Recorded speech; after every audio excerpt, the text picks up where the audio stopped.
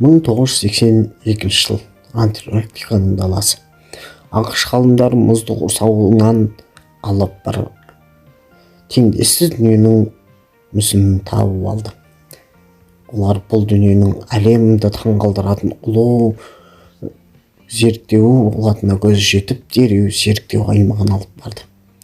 Бұлардың не жануар екендігін, қандай зат екендігін ақылдаса бастады. Біреу дереу бұның арасынан ДНК-ін алып тексермек болып тексеріс жасады.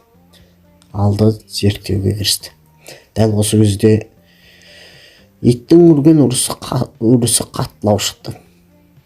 Бірақ бұлардың қуанышында шек жоқ. Өйткені бұл өзге ғаламшарлық дененің адамзат тарихындағы ұлы бір серпілісі болмақ. Барып көрген кезде мұздағы дененің қозғалысы байқала бастады. Адамдар қорқа бастады.